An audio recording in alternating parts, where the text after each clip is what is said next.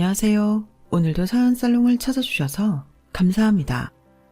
저는 경기도에 살고 있는 30대 초반의 여성이에요. 저는 얼마 안 되는 결혼 생활에 종지부를 찍고 이혼을 했어요. 이제 3개월쯤 지났는데 굉장히 많은 생각과 감정이 교차했지만 이제 조금씩 나아지고 있네요. 여기 사연 채널에 이혼하신 분들의 이야기가 올라오더라고요. 그동안은 즐겨 듣기만 한 청취자였지만 오늘은 제가 이야기의 주인공이 되어 저의 사연을 들려드리고 싶어요. 그럼 바로 제 이야기 시작해볼게요. 저희 부모님은 자영업을 하셨는데 제가 고등학교 때까지는 부침을 많이 겪어서 어렵고 돈이 부족할 때도 종종 있었어요.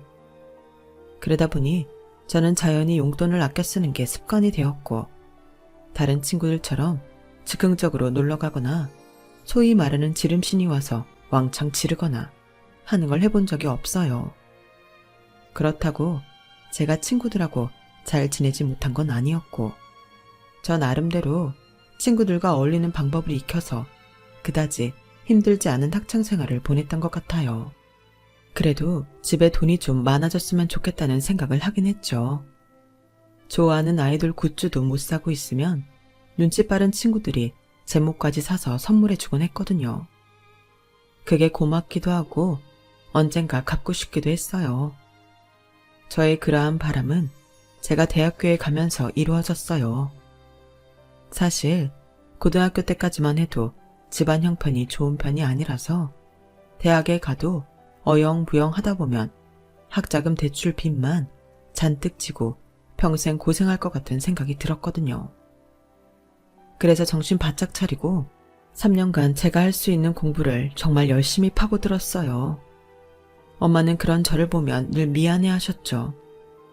우리 지선이 좋은 과외 선생님 한번 못 붙여줬는데 이렇게 성적도 잘 나오고 알아서 열심히 하니 너무 고맙다. 너 닮아 그런지 지은이도 지 할 일 스스로 잘하니 너무 기특해. 나중에 엄마 아빠가 너희 결혼할 때만이라도 원하는 대로 다 해줄 수 있으면 좋겠구나. 저희가 괜찮다고 해도 엄마는 늘상 이런 말을 입에 달고 사셨어요. 그런데 정말 신기하게도 제가 대학에 장학금을 받으며 붙고 나서 동생도 청소년 문학상 등을 타며 특기자 전형을 노려볼 수 있게 됐죠. 제가 대학 2학년 때 그쯤부터 부모님 일이 잘 풀렸고 집안 사정도 점차로 나아지게 되었어요. 여러 대출들을 차근차근 갚아나가기 시작했고 동생 역시 장학생으로 대학에 들어가고 저는 4학년이 됐을 때 저희 집은 드디어 엄마가 원하던 넓은 아파트로 이사갈 수 있게 됐어요.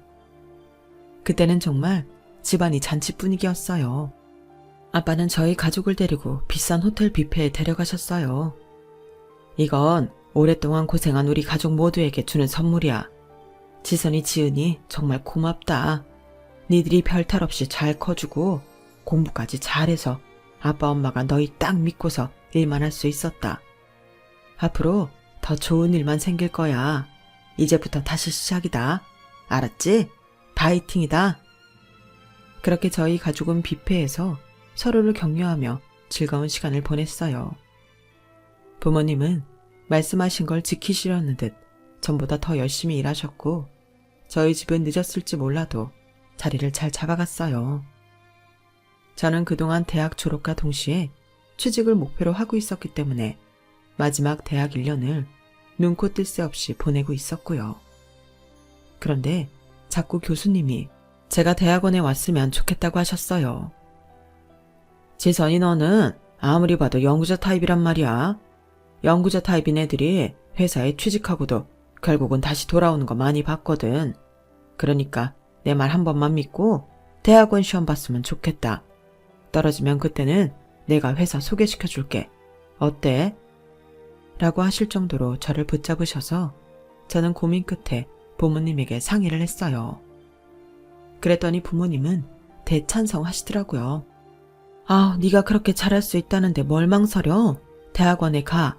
우리가 이제 너 뒷바라지 못할 형편도 아니고 공부할 수만 있으면 좋지. 뭘 그래. 무조건 가. 라는 엄마 말씀에 아빠도 맞장구를 치셨어요. 지선이 너 잘할 동안 해준 게 없어서 미안했는데 이번만큼은 엄마 아빠가 너 마음 편하게 공부하게 도와주마. 그렇게 해서 저는 대학원 진학을 결정했어요. 하지만 저는 결코 부모님 돈으로 편하게 공부할 생각은 없었어요.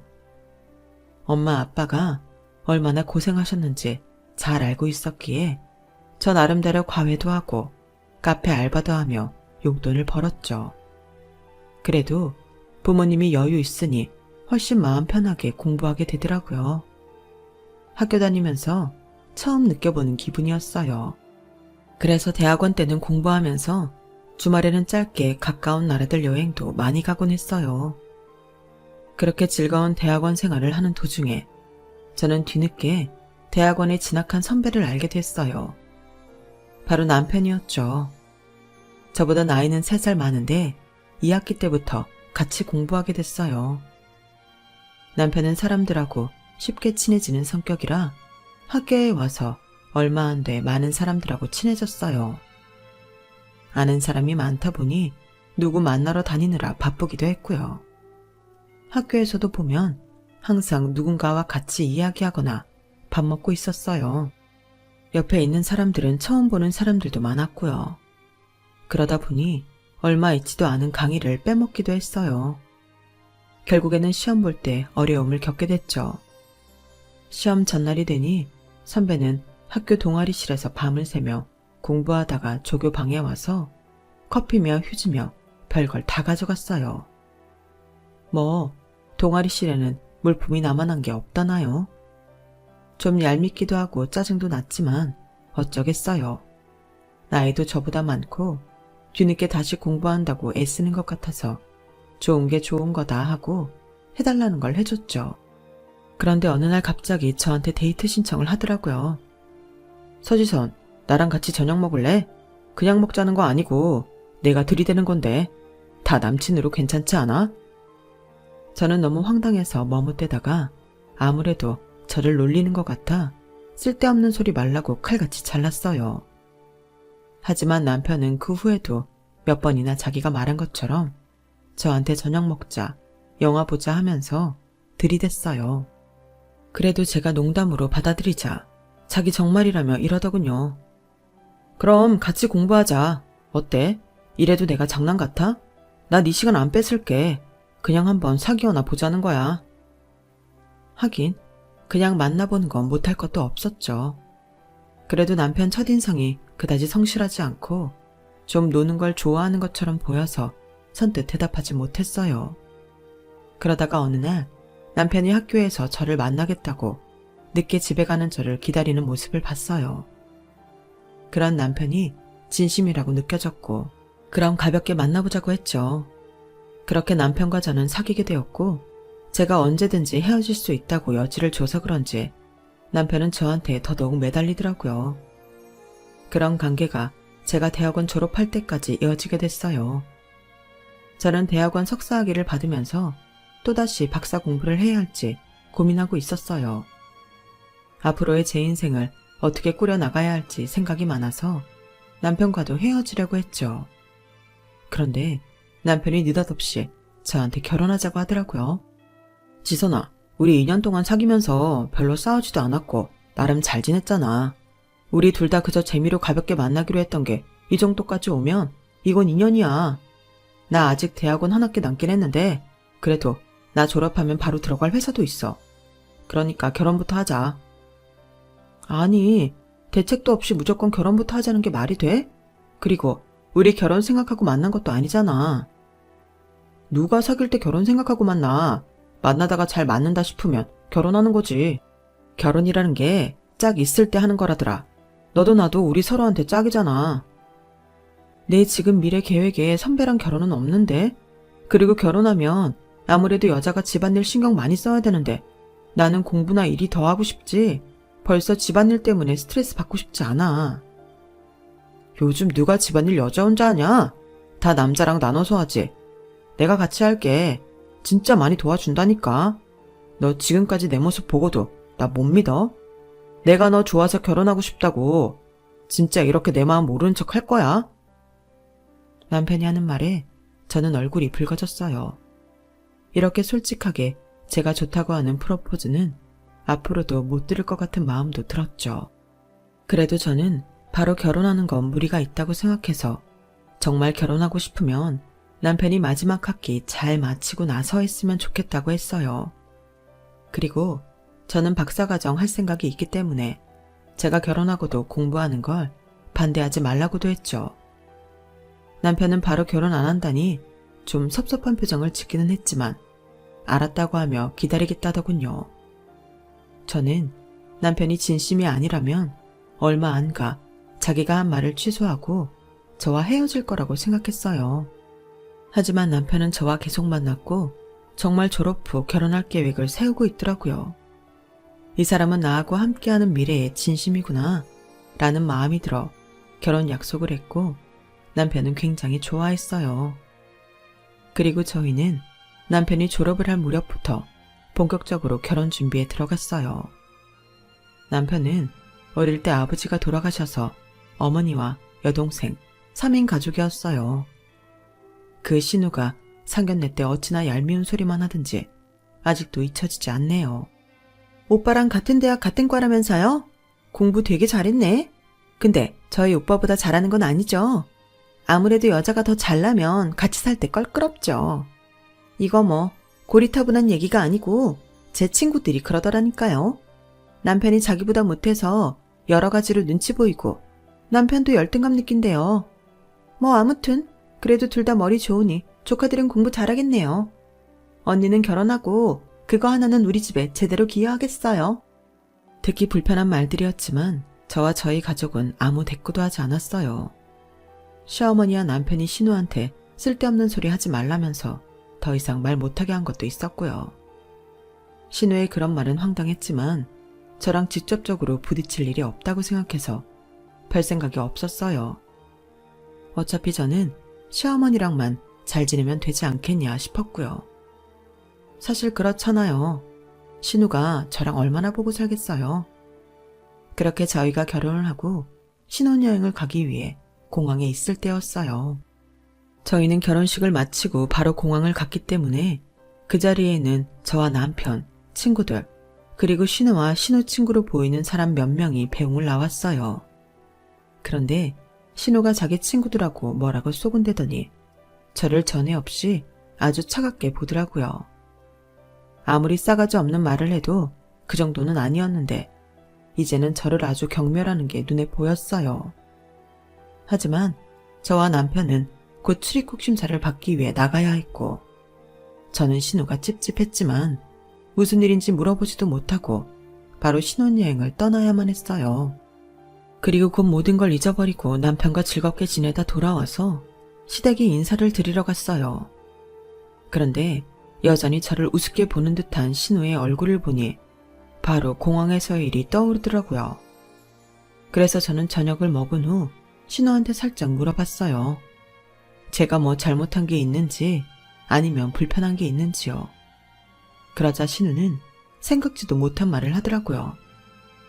아니, 내 친구가 새언니 바로 알아보던데요. 같은 고등학교 나왔다고요. 새언니가 2년 선배인데 완전 독종으로 소문나서 고1이었던 제 친구도 알 정도였다고요. 네? 독종이라뇨? 제가요? 고딩 때 학교에서 공부 잘하기로 소문난 게 새언니라면서요. 뭐 그렇게 말하는 사람이 있었는지는 몰라도 소문날 정도는 아니었어요. 언니 빼고는 다 알았나 보네요, 그럼. 집이 어려워서 어떻게든 1등만 하려고 독하게 살았다고요. 새언니 애들하고 놀러도 못 다니고 아이돌 팬질 한번 한 적 없다면서요. 근데 또 아이돌은 좋아했다며. 그래서 애들한테 아이돌 굿즈는 국어라고. 애들은 새언니 불쌍해서 나눠주고. 아, 구질구질해. 그래서 그런가? 새언니 얼굴에 고생이 있어. 사람이 찌들었다고. 근데 한참 해맑고 순수해야 할 고딩 때 어떻게 그렇게 살아? 저는 그냥 제 위치에서 할 수 있는 걸 최선을 다했어요. 그게 고생이 찌든 거라고 해도 할 말은 없네요. 그리고 같은 학년도 아닌 2년 후배가 뭘 얼마나 할까요? 소문이라는 건 내는 사람 마음이고 말이 점점 변하는 거잖아요. 친구들이 저한테 좋아하는 아이돌 굿즈를 준 적은 있어도 제가 그걸 먼저 달라고 해본 적은 없어요.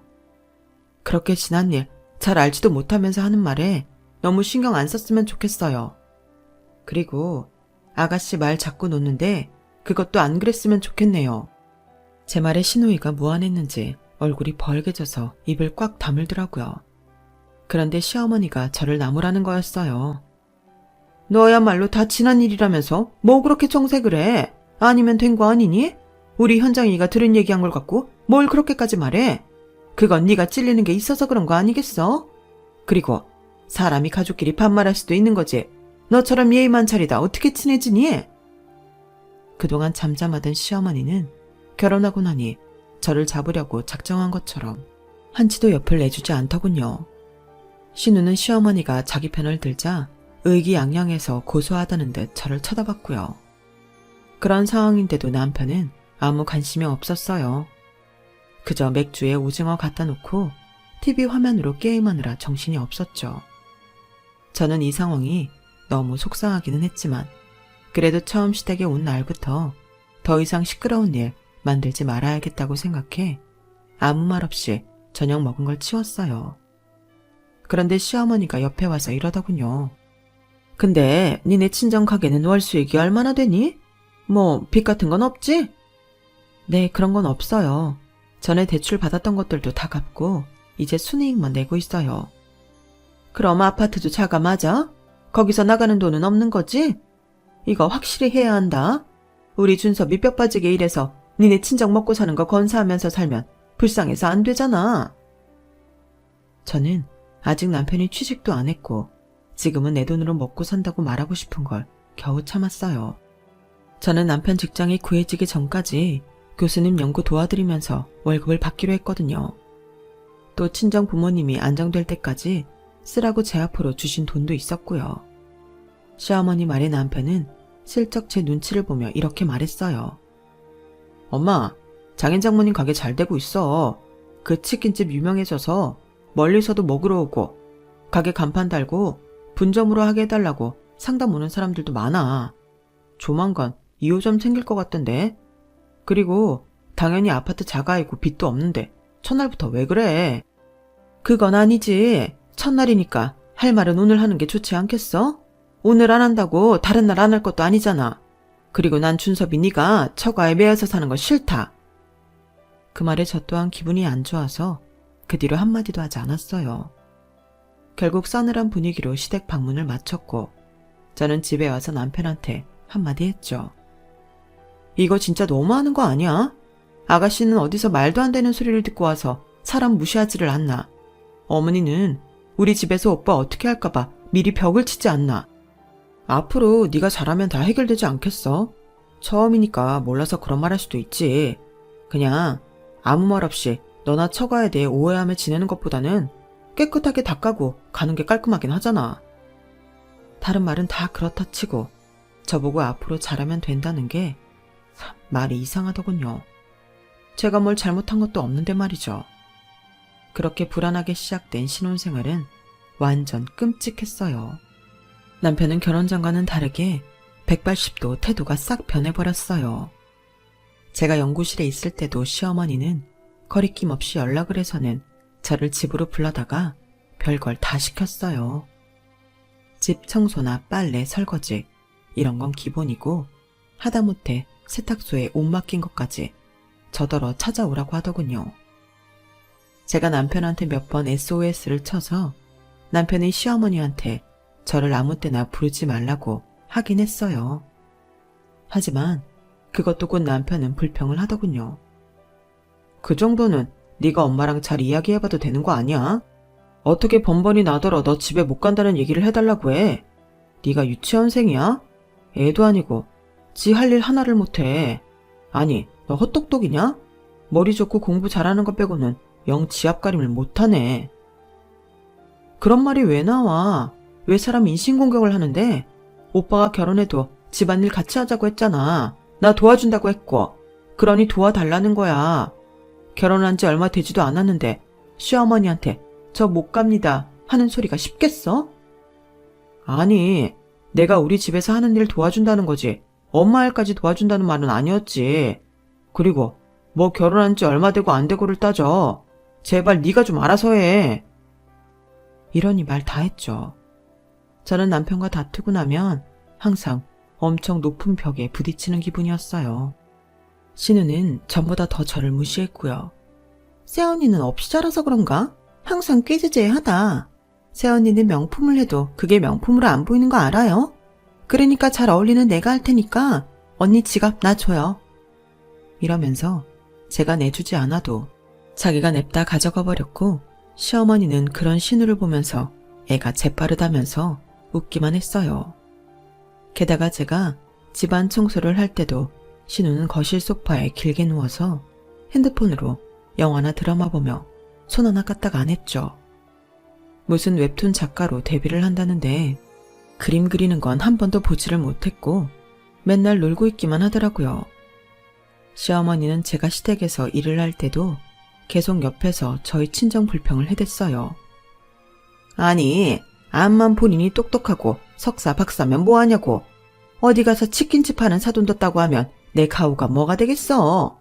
그리고 치킨이나 튀겨서 그런지 진짜 혼수고 뭐고 어쩜 그렇게 보는 눈이 없는지. 참, 물건 하나를 봐도 안목이 없고 촌스러워서 내가 뭘 하고 다니지를 못하겠어. 시어머니가 그러고 나면 신우가 옆에서 이러는 거였어요. 엄마, 어디서 기름내 나지 않아? 기름 쪘네. 새언니한테서 나는 거 아니야? 평생 거기서 살았을 테니 몸에 뱄지 뭐. 결혼하고 4개월. 저는 이미 지쳤고 남편과도 사이가 나빠졌어요.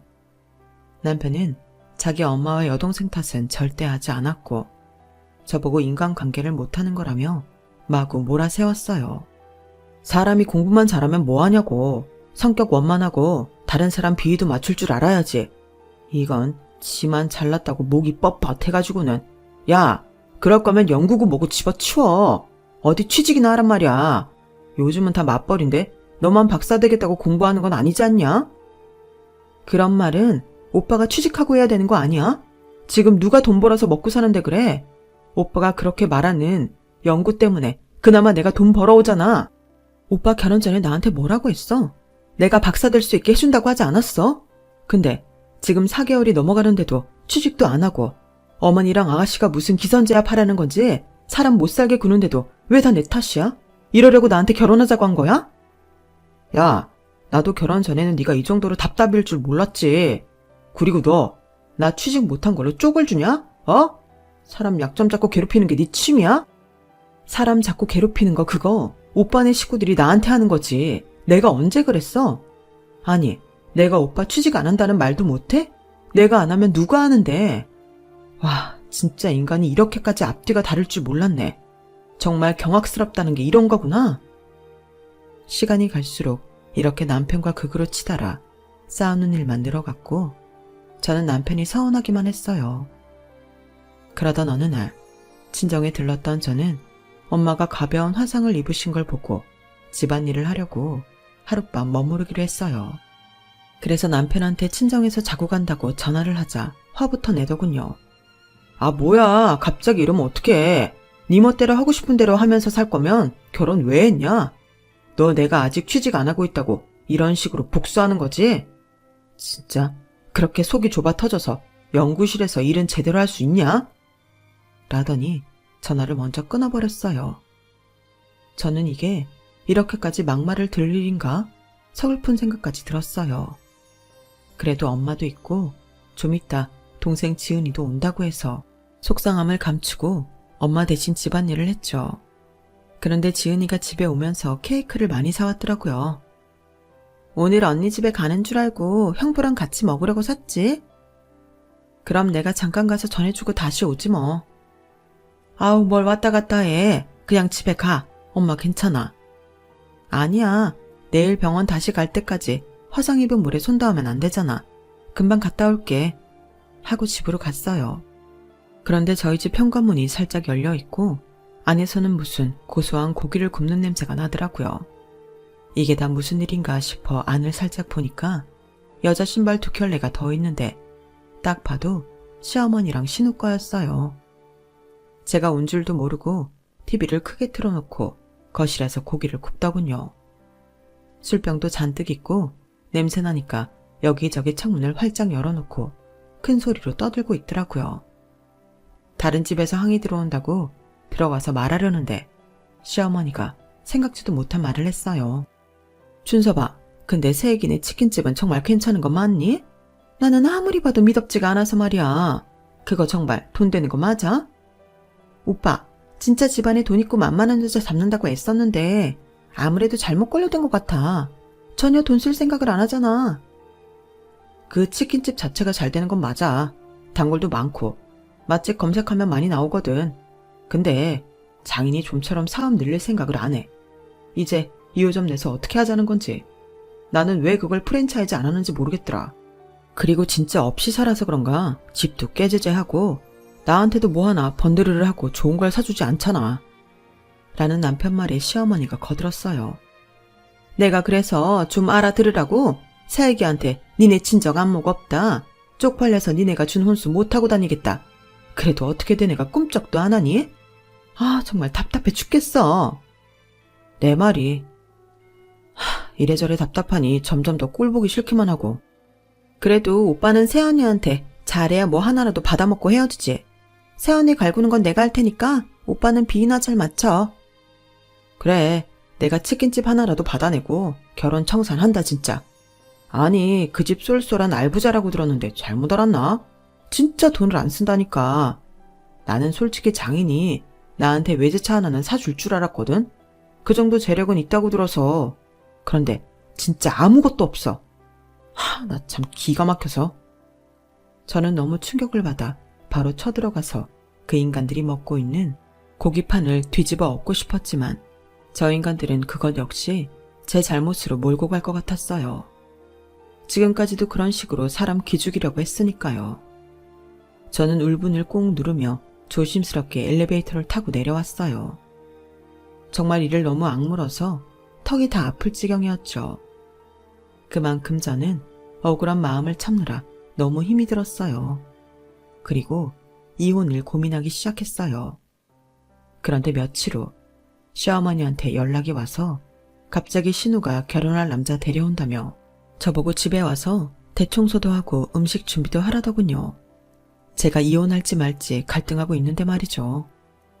우리 현정이랑 결혼할 남자인데 아무거나 준비할 수 있니? 너네 집 수준으로 뭐 할 생각하지 말고 야채고 고기고 전부 백화점 가서 사와야 된다. 과일도 그래. 어디서 싸게 사겠다고 시덥지 않은 거 사오면 당장 내다 버릴 줄 알아. 어머니, 그럼 어머니 마음에 드시는 백화점에 인터넷이나 핸드폰으로 주문하세요. 요즘 다 배송받는 시대인데 누가 그런 걸 일일이 직접 가서 사요. 어머, 얘 말하는 것 좀 봐. 그럼 네가 핸드폰으로 시켜. 누구더러 이래라 저래라야. 난 이 시어머니야. 네, 그럼 시어머니니까 제 돈 안 쓰게 하실 거죠? 웃 어른이잖아요. 저한테 돈 송금하시면 제가 배달 주문할게요. 안 그래도 오빠가 취직 안 하고 있어서 생활비 전부 제가 대느라 남는 돈이 없거든요. 그럼 그렇게 알고 있을게요. 하고는 전화를 그냥 끊어버렸어요. 그러자 남편하고 신우이 양쪽에서 저한테 문자질을 하고 난리도 아니더라고요.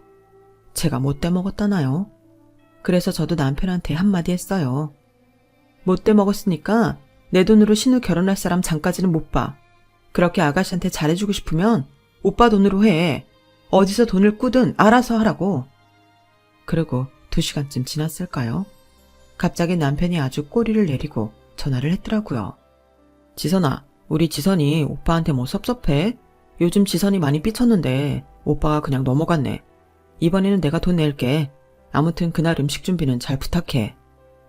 저는 이제 남편이 무슨 말을 해도 혹하지 않았어요. 그 인간 검은 속내를 다 알게 됐으니까요.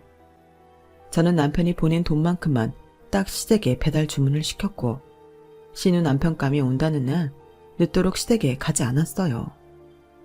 남편이 어르고 달랜 다음에야 겨우 갔죠. 남편은 친구 만날 일이 있다며 저녁에 시댁에 온다고 했고 저만 먼저 도착했을 때였어요. 시어머니가 자기 친구 한 명을 불러서 음식을 하며 이러더라고요. 내가 암만 생각해도 이 음식을 며느리 시키면 치킨집 안주처럼 내갈 것 같더라고. 게다가 아침부터 불러도 오지도 않아. 걔가 요새 왜 그리 뻗대는지 모르겠네. 그래서 할 수 없이 자기랑 같이 만들려고 불렀지. 아니 그래도 그 치킨집 아주 알부자라며. 그래서 좋아했잖아. 모르겠어. 뭐 인기는 많은가 본데 영 사업수완이 없나 봐. 아, 우리 준섭이가 어쩌다 그런 애를 만났는지 원. 저는 더 이상 참을 수 없어서 현관문을 열고 들어갔고 시어머니 친구는 저를 보고 놀라서 어쩔 줄 몰라 하더군요. 어머니, 그게 대체 무슨 말씀이세요? 오빠가 어쩌다 저를 만났냐고요? 그건 제가 할 소리죠. 진짜 적반하장도 유분수라는 말은 이럴 때 쓰는 거였군요. 하지만 시어머니는 눈 하나 깜짝하지 않았어요. 아우, 닭이나 튀기던 그 인격 어디 안 가네. 어디서 싸가지 없게 어른들 있는데 큰 소리야. 네가 뭘 잘했다고 소리를 높여? 경우가 없어도 유분수지. 저는 너무 열이 받아서 참지 못하고 안방으로 갔어요. 뒤에서 시어머니가 어머 쟤 미쳤나 봐 라며 악을 썼지만 저는 아랑곳하지 않았어요. 저는 시어머니 장을 열고 저희 부모님이 해준 밍크 코트에 밍크 모자 그리고 명품 백을 커다란 쇼핑백에 챙겨서 나왔어요. 물론 백 안에 있는 시어머니 물건들은 바닥에 쏟아버렸죠. 치킨이나 튀기는 사람들 해주는 거 못하고 다니신다면서요. 그러니 이거 제가 도로 가져갑니다. 이의 없으시죠? 그러고 시댁을 나왔고 저는 바로 집으로 가서 제 짐을 싸기 시작했어요. 이제는 하루라도 빨리 이 인간들과 정리해야겠다는 생각뿐이었죠. 그리고 제가 짐을 다 챙겨 택시를 부르고 집을 나서려고 할 때였어요. 갑자기 남편의 시어머니, 신우이까지 집으로 들이닥치더군요. 신우는 다짜고짜 제 뺨을 갈기더니 악을 썼어요. 야, 너 내 목걸이 귀걸이 세트 내놔. 네가 엄마 코트랑 모자랑 가방 가져가는 척하면서 내가 받은 선물 가져갔잖아. 저 안 가져갔어요. 그리고 전 안방에만 갔지 아가씨 방 근처도 안 갔어요. 어머니도 보셔서 알 거 아니에요. 그런데 시어머니까지 말도 안 되는 악을 쓰더라고요. 너밖에 이런 짓 할 사람이 없어. 너밖에. 그러니까 좋은 말 할 때 내놔. 그럼 우리가 조용히 해결할게. 해결하고 말고 할 거 없고요. 아가씨가 잃어버린 건 아가씨가 알아서 하세요. 저는 나갈 거니까 좀 비켜요. 그런데 남편이 다짜고짜 제 캐리어를 빼앗더니 바닥에 놓고 다 풀어헤치는 거 아니겠어요? 이게 뭐 하는 짓이야. 사람을 뭘로 보고 이래. 당장 그만둬. 나 가만 안 있어. 너야말로 미쳤어. 오늘 같은 날 이게 뭐야. 너 뭐 하는 짓이냐. 우리 현장이 목걸이랑 귀걸이 그거 너한테 어울리지도 않는 거 네가 가져서 뭐하게. 그리고 네가 이러고 나가면 우리가 무서울 줄 알아? 야, 어디 봐. 보라고. 나한테 니네 그 잘난 목걸이랑 귀걸이 있나 보라고. 라며 남편 얼굴로 제 옷가지며 화장품을 막 집어 던졌죠. 시어머니와 신우가 제 물건을 샅샅이 뒤졌지만 목걸이 귀걸이 세트는 나오지 않았고 저는 열이 받아서 다시 짐을 챙겼어요. 그러자 신우가 이러더라고요. 오빠, 어쩌다 이런 년한테 물린 거야. 그러게 좀 더 잘 알아보고 결혼하랬잖아. 그러게나 말이다.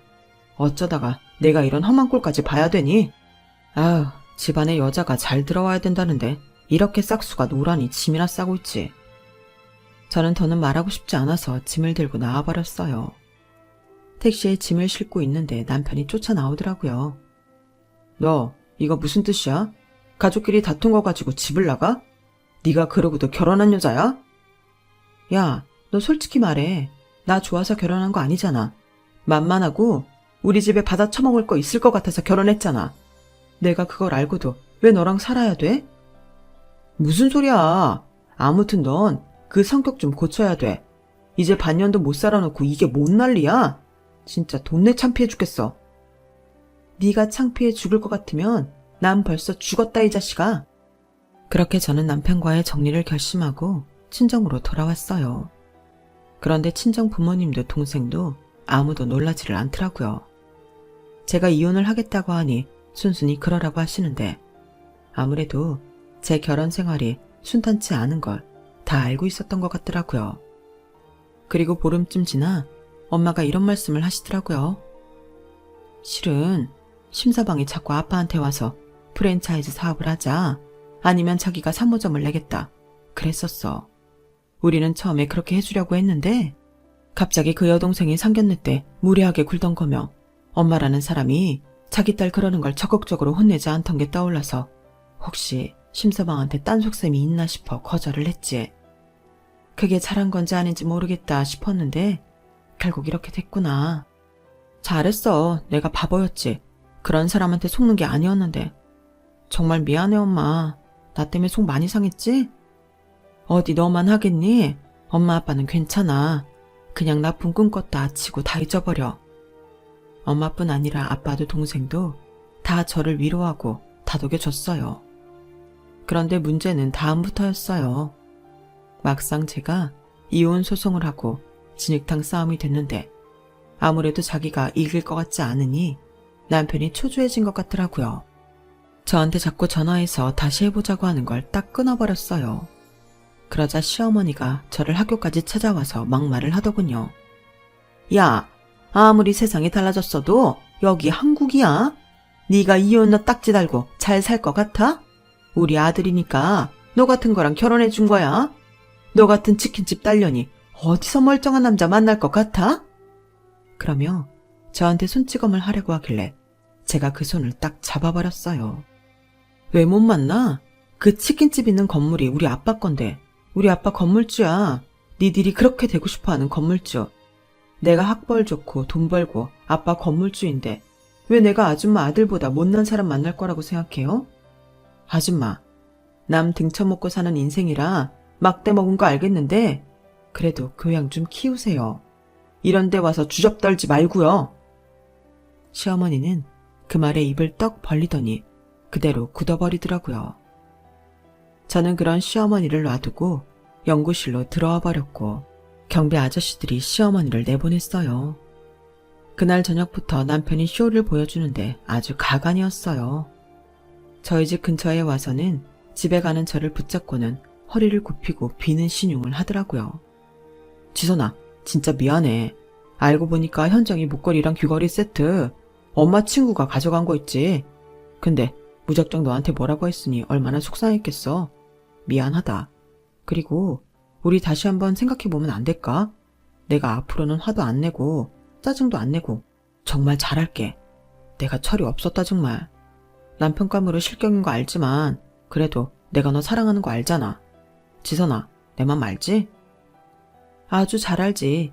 심준섭 더러운 심보 처절하게 맛봤지. 너 말이야 우리 아빠 건물주라는 소리 듣고 와서 이러는 거잖아. 그리고 남편감 실격인 걸 아는데 내가 왜 그런 널 구제해주냐? 웃기지 말고 넌 나한테 위자료 낼 준비나 하고 있어. 야, 우리가 같이 한 세월이 있는데 그걸 이렇게 뚝 끊는다고? 그건 아니잖아. 지선아, 현정이랑 엄마가 실수한 거 내가 다 사과할게. 실수는 내가 했지. 너라는 인간한테 넘어가서 결혼한 거. 이제 다시는 오지 마. 너 우리 집 앞에 못 오고 이렇게 중간에서 나 붙잡은 거 우리 아빠 무서워서 그러는 거잖아.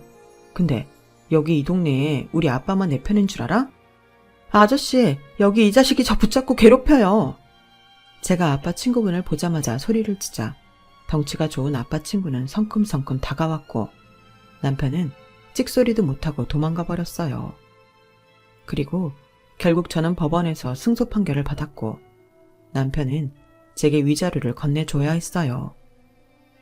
그 사이에 신우는 결혼하기로 했던 남자한테 투자로 사기치려다가 걸려서 파혼하게 됐고 시어머니는 신우가 사고친 거 갚아주느라 집도 내놓았다고 해요.